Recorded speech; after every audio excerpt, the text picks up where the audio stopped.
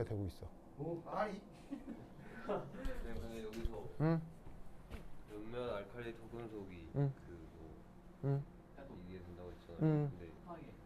근데 그 2, 3주기는 일단 다그 포함되는 거예요.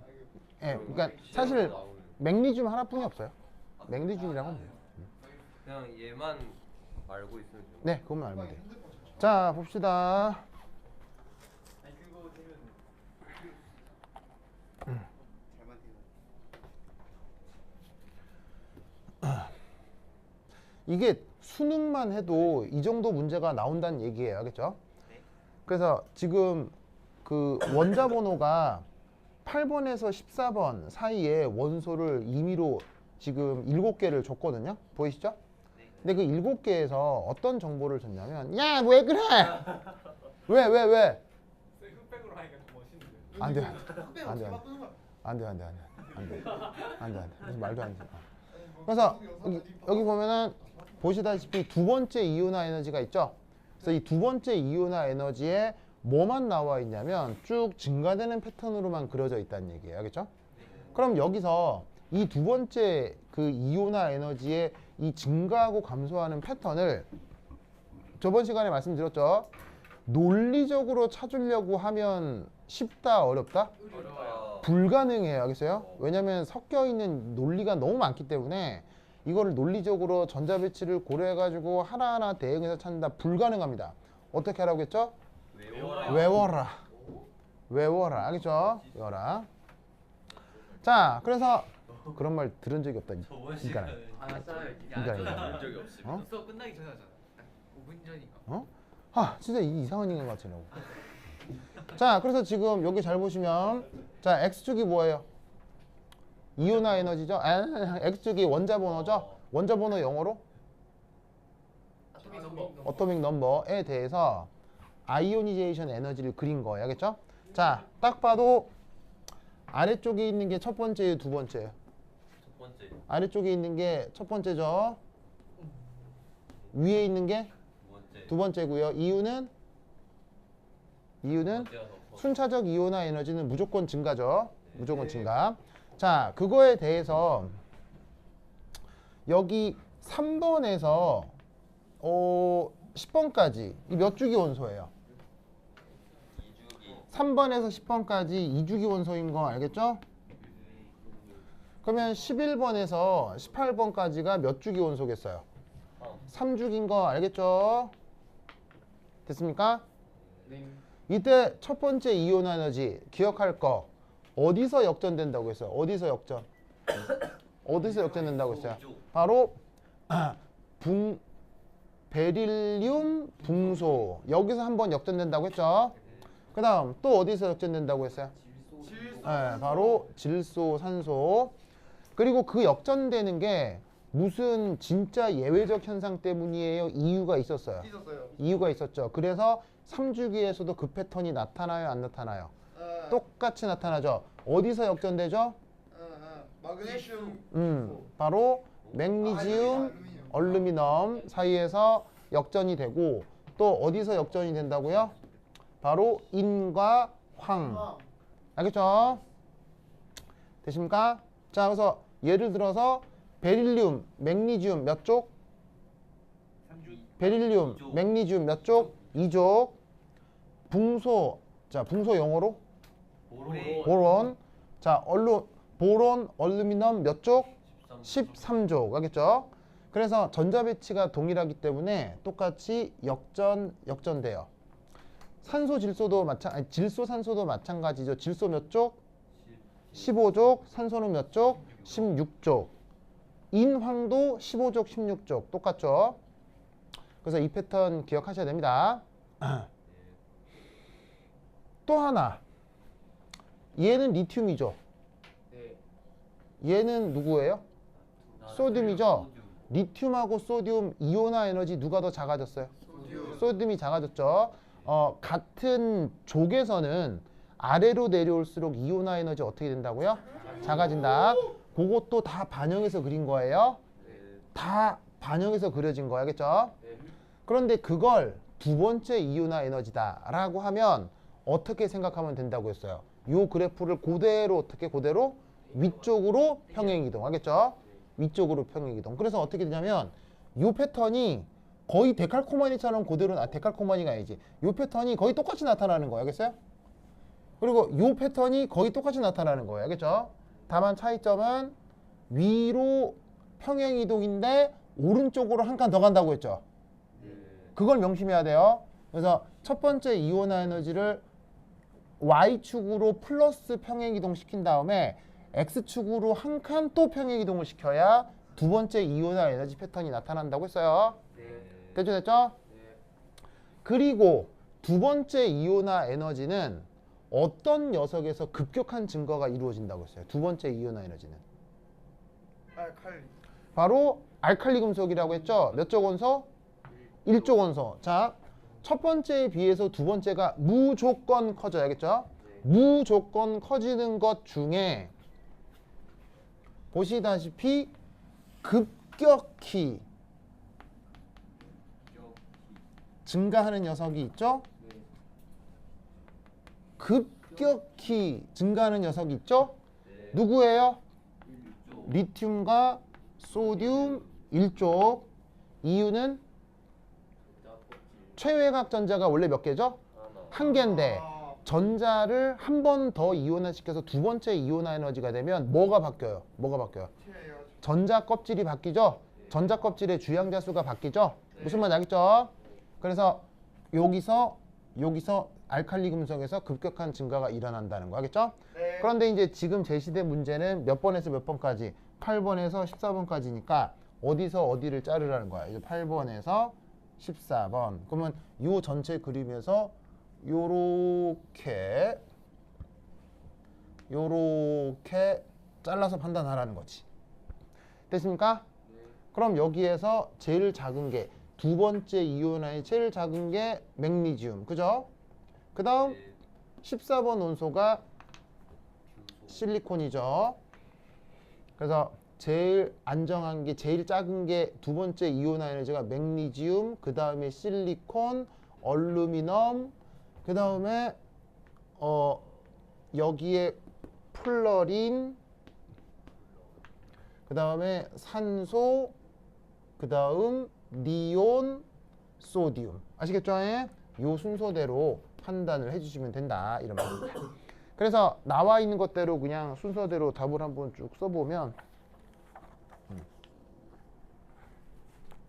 얘가 12번 맥니지움, 얘가 14번 실리콘, 그 다음에 얘가 13번 얼루미늄, D가 9번 플러린, E가 8번 산소, F가 10번 니온, 마지막으로 G가 11번 소디움. 됐죠? 이걸 매칭하지 못하면 그 다음 문제는 아무런 의미가 없는 거예요. 알겠죠?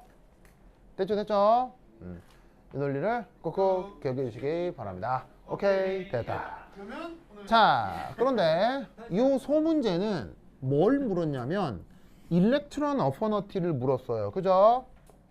자, 일렉트론 어퍼너티 우리말 번역이 뭐죠? 전자 친화도. 그러면 전자 친화도는 양이온 만들기라 그랬어요? 음이온 만들기라 그랬어요? 얘는 음이온 만들기라고 했죠?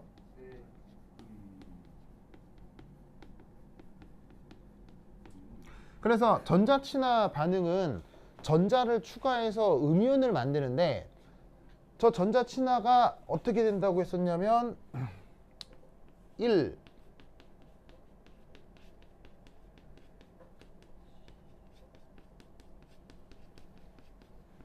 그 전자 친화 과정은 보통 발열이라 그랬어요? 흡열이라 그랬어요?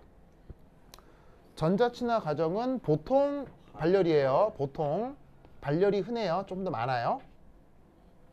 그런데 이 전자 친화 과정이 종종 흡열 과정이 나타날 수 있다고 했죠.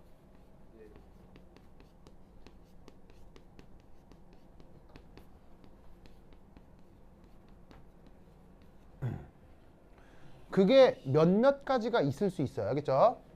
그 몇몇 가지의 첫 번째 바로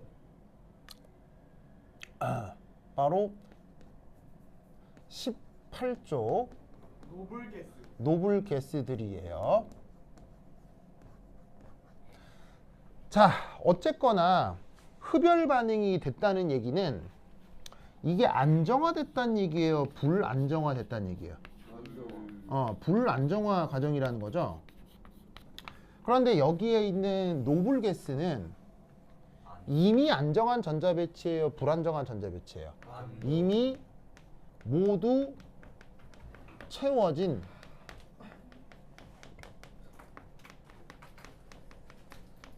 안정한 전자 배치죠? 맞나요?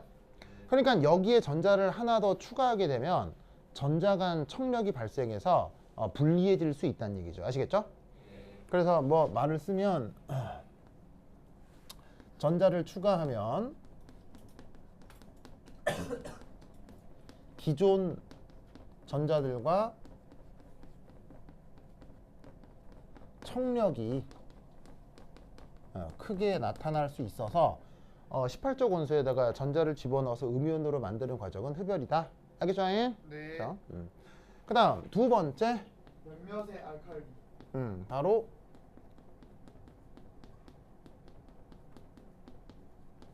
몇몇의 이족 원소들이에요. 자, 이족 원소들을 영어로 뭐라고 하죠? 알칼리 얼스. 그렇죠. 얘들을 알칼리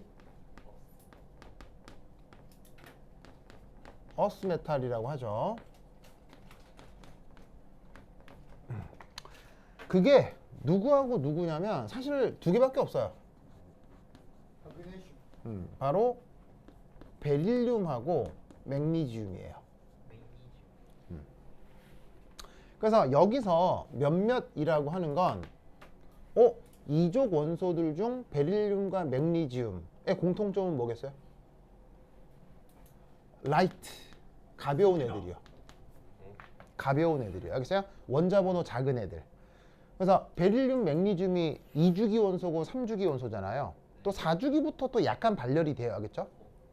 그래서 베릴륨하고 맥니지움이 저 전자 친화도가 흡열 반응이 되는 뭐 좀 독특한 애들인데, 그래서 예를 들어 여기 있는 맥니지움 같은 경우는 자, 전자 배치가 3s2인 거죠. 맞죠? 그럼 여기다가 짠 전자를 받아들여 가지고 얘가 만약에 1-주 음이온이 됐다 마이쮸. 라고 하면 얘 전자 배치는 3s2 3p1 됐죠? 됐죠? 이렇게 될 거란 말이에요. 그럼 여기서 어떤 생각을 해볼 수가 있냐면, 여러분 아시다시피 s오비탈은 무슨 효과가 크죠? s오비탈은 이 자체가 페네트레이션 이펙트가 크죠?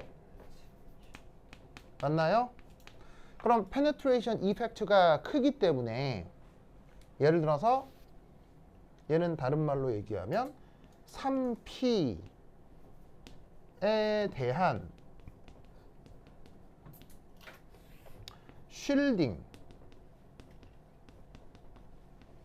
이펙트 역시 크겠어요? 작겠어요? 쉴딩까지 크겠죠? 스스로 핵 가까이 접근할 수 있으니까 3p 전자에 대해서 뭐가 나타날 수 있다? 강한 또 청력이 나타날 수 있다는 얘기예요. 그러면 그 덕에 여기에 있는 이 3p 전자의 Z 이펙티브, 자, 우리말 번역은 뭐겠어요? 유효액전 하겠죠? 그리고 영어 표현으로는 원래 영어 표현은 뭐예요? Effective Nuclear Charge죠. Effective Nuclear Charge 알겠죠? 그래서 Effective Nuclear Charge가 커지겠어요? 작아지겠어요? 얘가 작아진다. 알겠죠? 선생님, 왜? 저 라이트가 저 두 개가 빛을 낸다는 거예요? 여기서 아, 이제 라이트는 앞에 정답을 못 들었어요. 가벼운이요. 아, 라이트 애톰즈요. 빛을 내는 게 아니고요. 가벼운.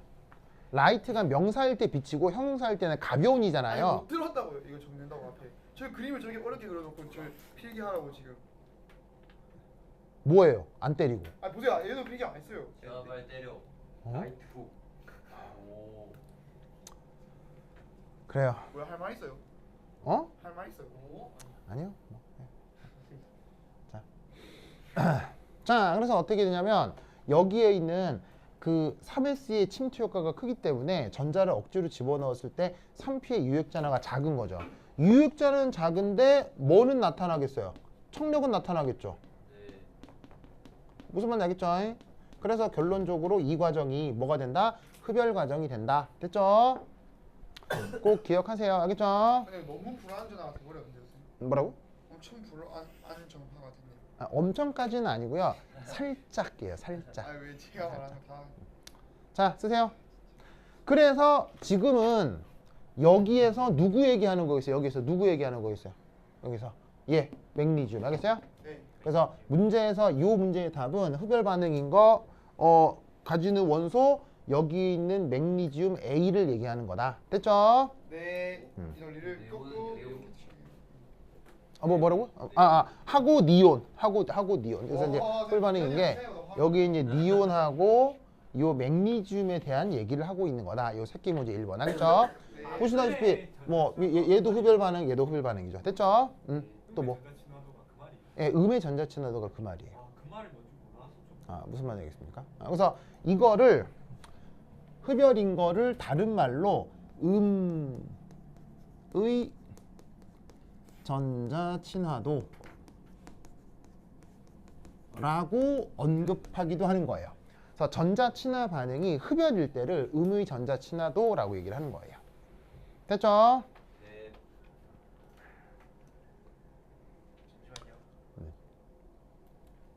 그래서 이런 것들을 제외하면 전자친화도는 기본적으로 뭐라고요? 보통은 뭐라고요? 보통은 또 발열이에요. 알겠죠? 플러스 뭐. 보통 발열이에요.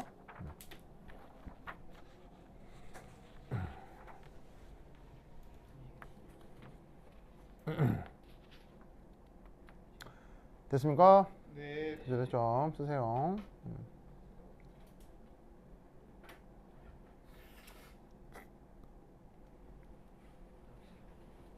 자, 썼죠? 아니요.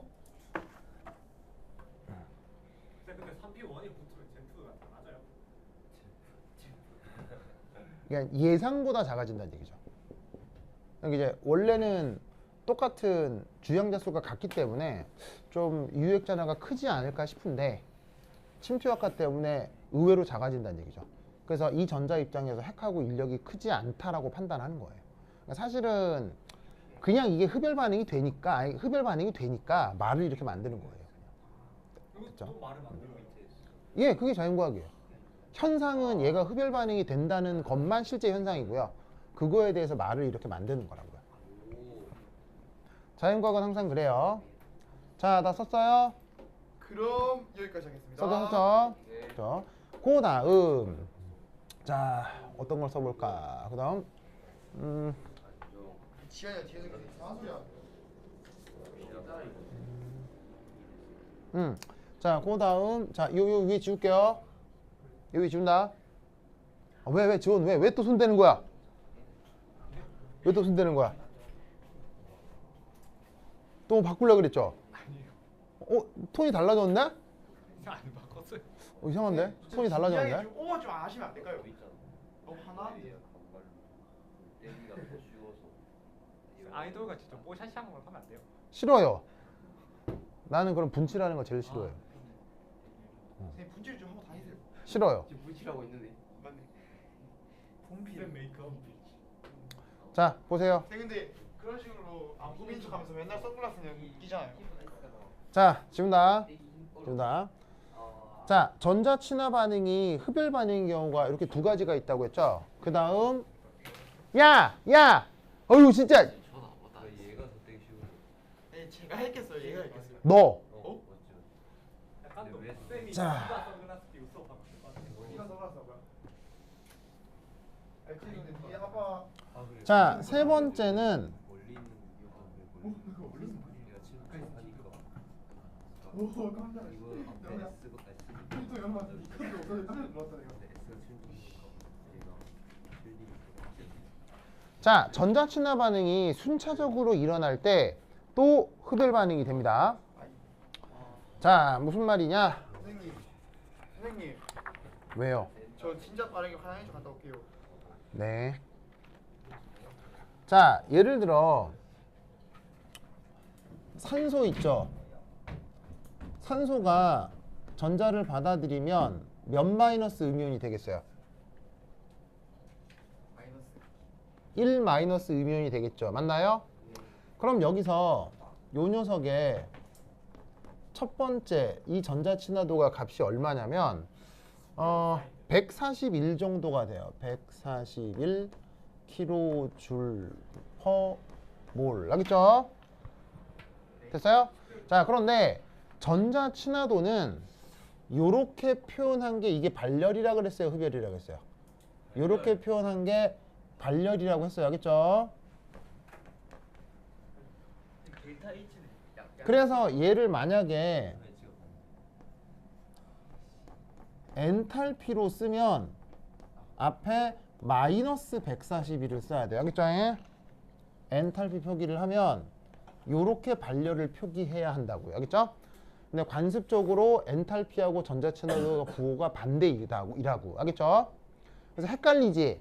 헷갈리기 때문에 몇몇 책에서는 아예 이 표현을 안 써. 몇몇 책에서는 아예 안 쓰고 전자친화도건 뭐건 모두 다 반탈피 기준으로 쓰는 책도 있어. 알겠죠? 그러니까 문제에서 어떻게 쓰는지를 잘 보고 판단해야 된다는 얘기지. 됐죠? 네. 그런데 이때 산소 1-가 전자를 받아 산소 2-가 된다. 오, 그러면 얘는 두 번째 전자 친화도라고 할 수 있겠지. 예. 맞아요? 그럼 이 값이 얼마냐? 마이너스 744 정도가 나와요. 보이시죠? 네. 마이너스 744. 오, 이건 발열이란 얘기예요? 흡열이란 얘기예요? 흡열. 이게 흡열이 된다는 얘기죠. 알겠죠? 네. 그러면 이때 만약 요 둘을 더한다고 쳐봐요.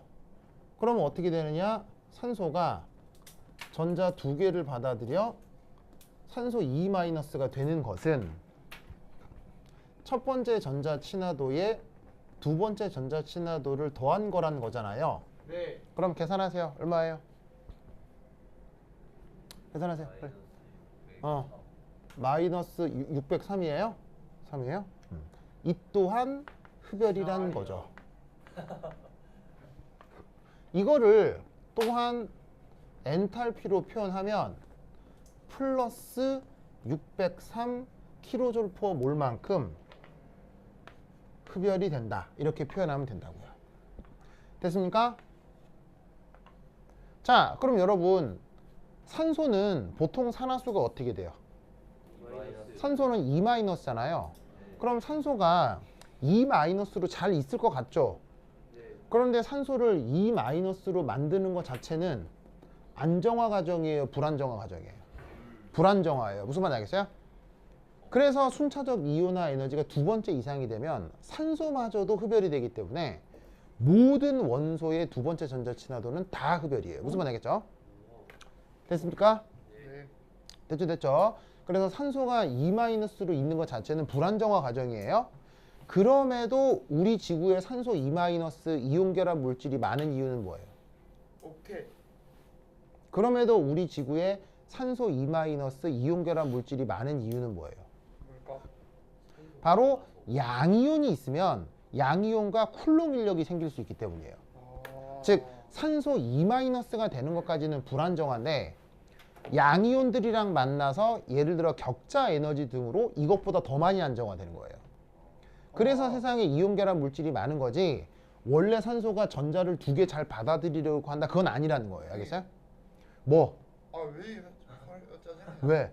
아니 그러면 있잖아요. 어. 한 번 이온화한 산소가 다른 거랑 결합해서 격자 에너지를 더 낮추면 더 좋은 거 아니에요? 그럴 수도 있죠. 근데 왜? 그런데 만약에 3-를 얘기하는 거죠. 아니요. 그럼 그냥 뭘 얘기하는 거예요? 그냥 마이너스. 아, 그냥 1-요? 이 상태에서도 양이온이랑 만나서 격자 에너지로 안정화될 수 있겠죠. 네. 맞아요? 그런데 1-일 때보다 2-일 때 그 가성비가 최대가 된다는 얘기예요. 무슨 말인지 알겠어요? 이해하셨죠? 그러면 3-가 안 되는 이유도 알겠어요? 3-가 안 되는 거는 3-가 되면 쿨롱 인력도 커지겠지만 3-일 때는 이 전자 친화도가 더 불안정해지는 거예요. 너무 안 그래서 최적이 2- 때가 되는 거예요. 무슨 말인지 알겠어요? 그 최적 상태를 보여주는 이론이 뭐예요?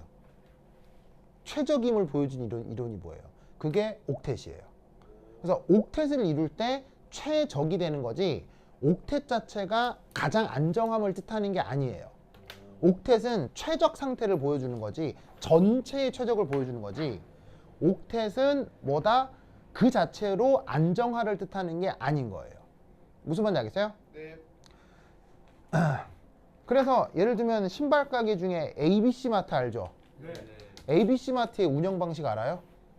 싸게 파는데요. 다 있는 거 아니야? ABC 마트의 운영 방식은 뭐냐면 어떤 특정 제품 되게 싸죠. 네. 그 특정 제품은 사실 손해 보면서 파는 거예요. 손해 보면서 파는 대신 거예요. 다른 걸로 이득을 준다. 정답.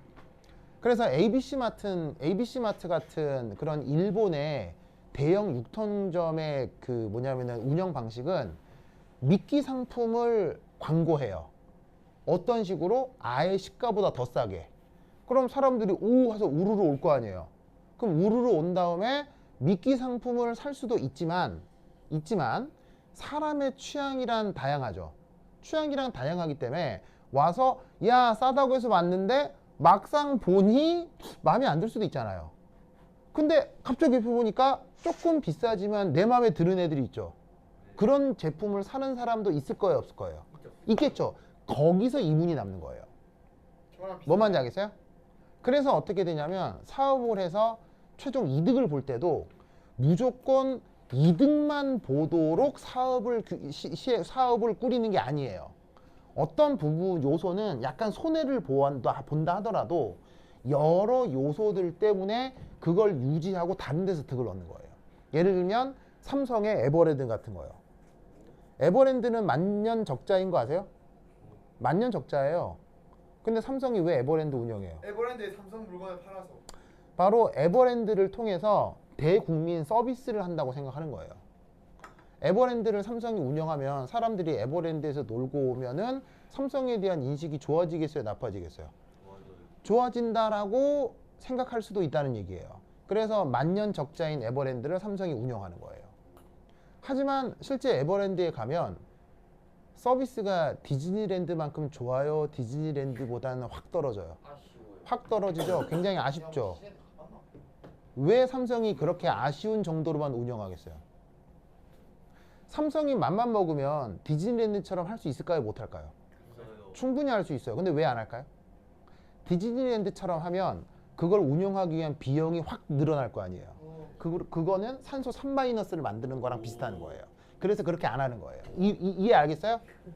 이제 알겠어요? 어떤 상황인지 알겠어요? 그러니까 옥텟이라고 하는 게 그 모든 에너지 대소 관계를 보여주는 가장 편리한 지표가 되는 거예요. 그래서 가장 최적 상태를 빨리 판단할 수 있는 게 옥텟이라서 화학에서 옥텟이 중요한 거죠. 아시겠죠? 예? 점.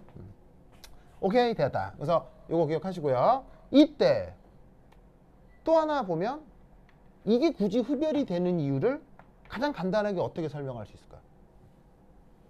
아주 직관적으로. 그냥 딱 보자마자 이거 흡열일 수밖에 없네. 딱 보자 뭐. 마이너스. 딱 보자마자 사실은 꼭 산소일 필요도 없어요. 뭐가 됐건 두 번째 전자 친화도는 무조건 흡열이다. 반응식으로부터 바로 알 수 있죠. 뭐예요?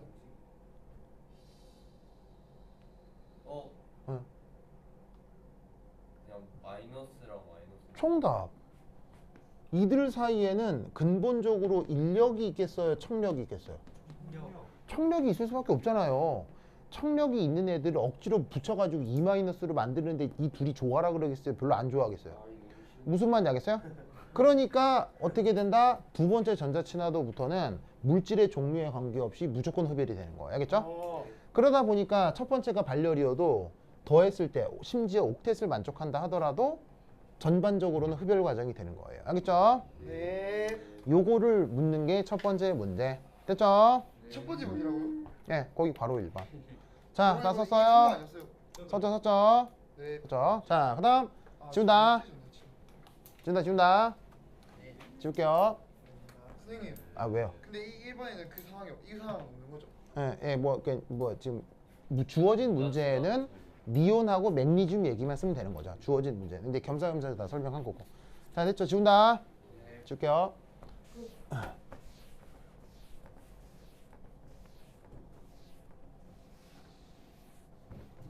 자, 붙어있는 새끼 문제 두 번째는 뭐 물었어, 거기?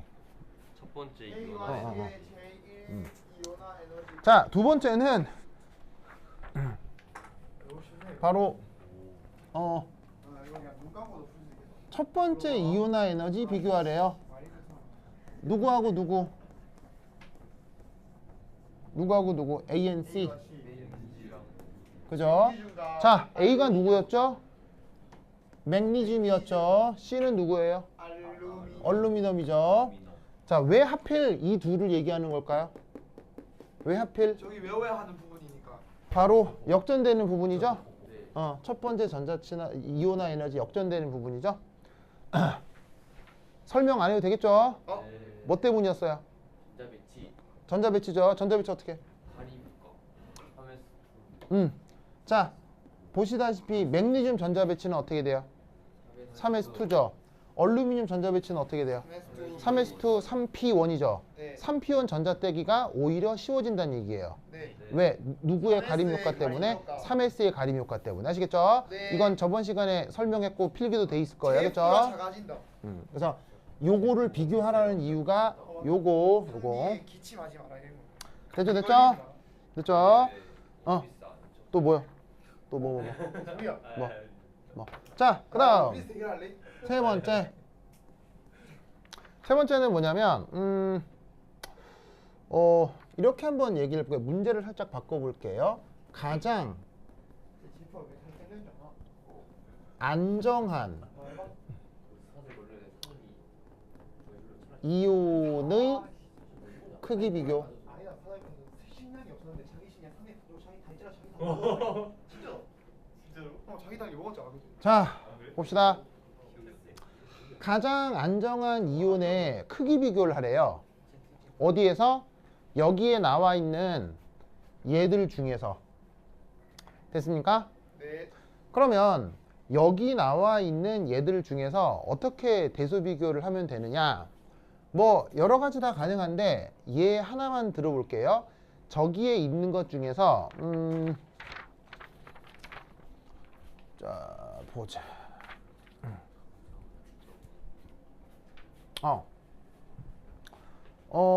예를 들면은 산소 저기에 있는 예를 들면은 예를 들어 예를 들어 산소. 산소라고 할까? 산소라고 할까요? 뭐라고 할까요? 7 8 9 8번에서 14번이니까 이렇게 한번 얘기를 해볼게요.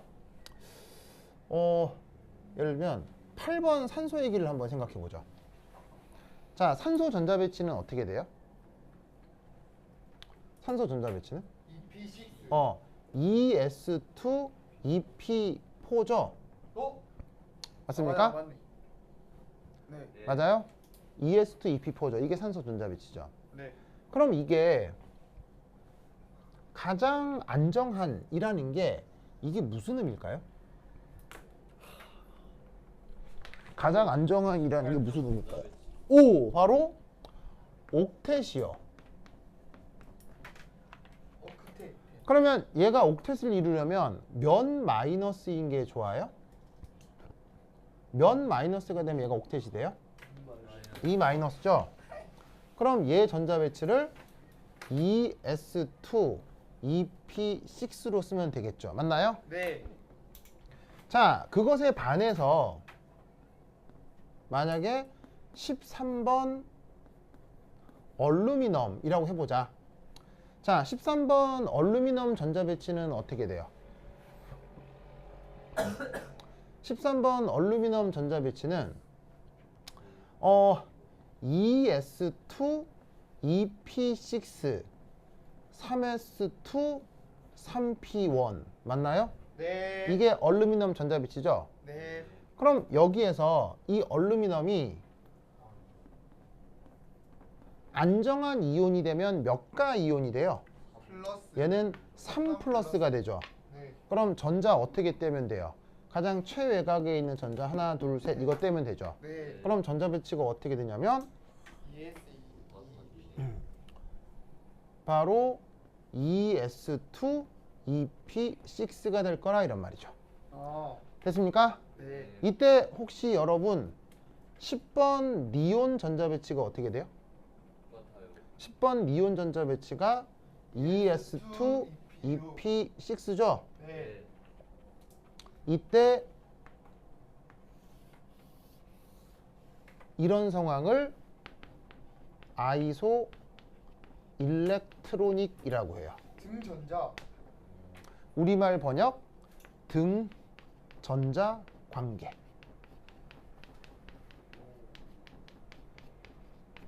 즉 이 셋은 전자 배치가 달라요, 똑같아요? 똑같아요. 전자 배치가 똑같아 이런 말이죠. 무슨 말 알겠어요? 네.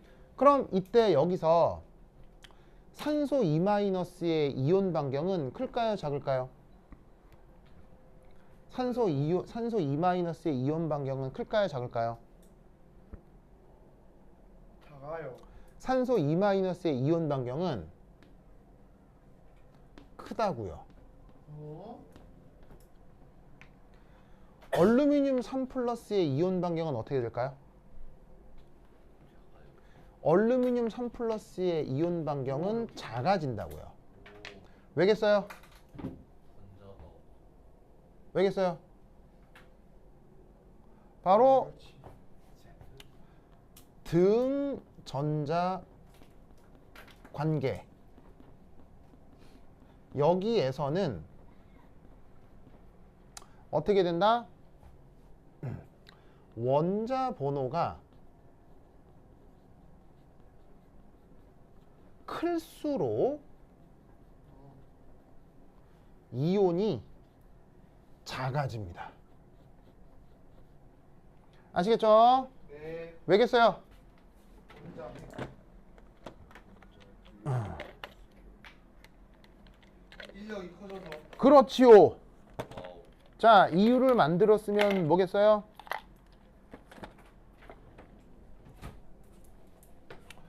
왜냐하면 원자 번호가 크기 때문에 최외곽 전자에 대한 뭐가 커지겠어요? 원자 번호가 커지면 유효 핵전하가 이게 커지기 때문이에요.